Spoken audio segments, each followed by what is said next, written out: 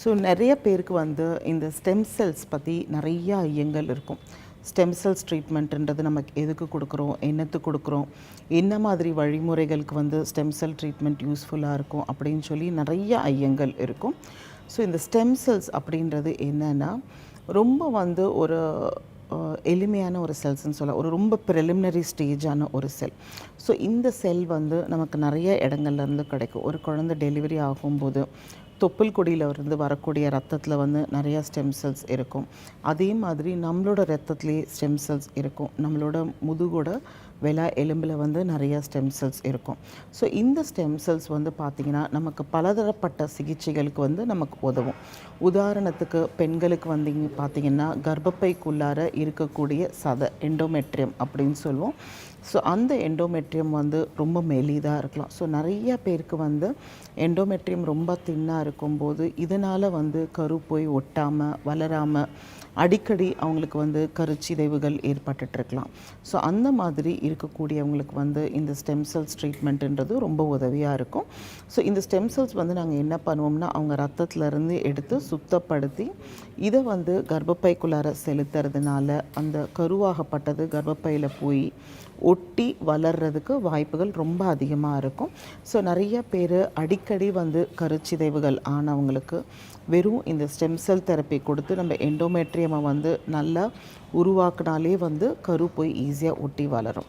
So இது வந்து எல்லா சிகிச்சைகளுமே நமக்கு தோல்வி அடைஞ்சிருச்சு அப்படின்னும்போது கடைசியாக இருக்கக்கூடிய சிகிச்சை நமக்கு பயனளிக்கக்கூடிய சிகிச்சை தான் வந்து இந்த ஸ்டெம் செல் தெரப்பி. ஸோ இந்த ஸ்டெம் செல் தெரப்பி வந்து பார்த்திங்கன்னா நிறைய பேர் வந்து டிஎன்சி பண்ணியிருப்பாங்க.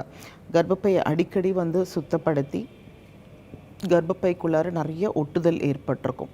ஸோ நிறைய ஒட்டுதல் ஏற்பட்டதுனால அவங்களுக்கு வந்து மாதவிடாயே வராத ஒரு நிலைமை இருக்கும். இதை வந்து ஆஷர்மேன்ஸ் அப்படின்னு சொல்லுவோம்.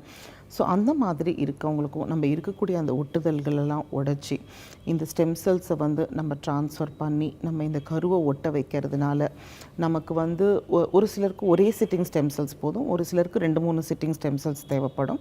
ஸோ இது மூலிமா நம்ம கர்ப்பப்பைக்குள்ளார ஒரு சதையை உருவாக்கி கருவை இவங்களுக்கு செலுத்த முடியும். கர்ப்பப்பைக்குள்ளார சதையே இல்லைன்னு இருக்கவங்களுக்கு கூட நம்ம வந்து ஸ்டெம் செல் தெரப்பி கொடுத்து நம்ம வந்து கண்டிப்பாக கருவை ஒட்ட வைக்கலாம்.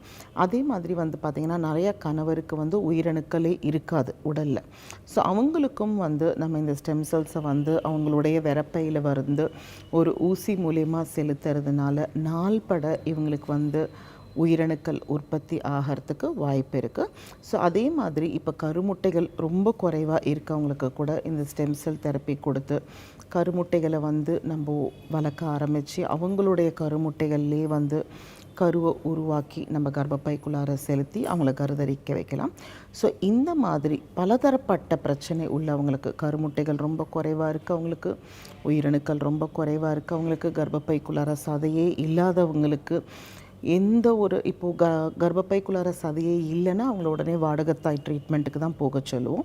ஸோ கருமுட்டைகள் இல்லை உயிரணுக்கள் இல்லைன்னா உடனே தானம் மூலயமா கருமுட்டைகள் வாங்கி நீங்கள் டெஸ்ட் பேபி ட்ரீட்மெண்ட் பண்ணுங்கள், இல்லை உயிரணுக்களை தானம் மூலயமா வாங்கி டெஸ்ட் பேபி ட்ரீட்மெண்ட் பண்ணுங்கள் அப்படின்னு சொல்லுவோம். ஸோ அந்த மாதிரி இருக்கவங்களுக்கெல்லாம் கூட நம்ம இந்த ஸ்டெம் செல் ட்ரீட்மெண்ட் கொடுத்தோம்னா ஸ்டெம் செல்ஸ் மூலயமா அவங்க வந்து பயனடைஞ்சு அவங்களுடைய சொந்த கருவை அவங்களுடைய கர்ப்பப்பையிலேயே தக்க வச்சு வளர்க்க வைக்கிறதுக்கு வாய்ப்புகள் ரொம்ப அதிகம். ஸோ இது வந்து ஒன்று நம்ம என்ன புரிஞ்சுக்கணுன்னா இந்த ஸ்டெம் செல்ஸ் அப்படின்றது இன்னும் ஆராய்ச்சியில் இருக்கக்கூடிய ஒரு ட்ரீட்மெண்ட். ஸோ இந்த ட்ரீட்மெண்ட் வந்து இன்னும் அங்கீகாரம் பெற வேண்டியது இருக்குது. ஸோ நம்ம இதை மேற்கொள்ளணும் அப்படின்னாலும் ஒரு ஆராய்ச்சியின் பேரில் தான் நம்ம மேற்கொள்கிற மாதிரி இருக்கும். ஸோ அந்த மாதிரி நம்ம மேற்கொண்டோம்னா இந்த ஸ்டெம் செல்ஸை வச்சு இவங்களுக்கு சிகிச்சை கொடுத்து கண்டிப்பாக வந்து நம்ம வந்து குழந்தை இல்லாத பெற்றோர்கள் பலரை வந்து குழந்தை நிற்க வச்சு அவங்களுக்கு ஒரு குழந்தை பாக்கியம் பெற வைக்க முடியும்.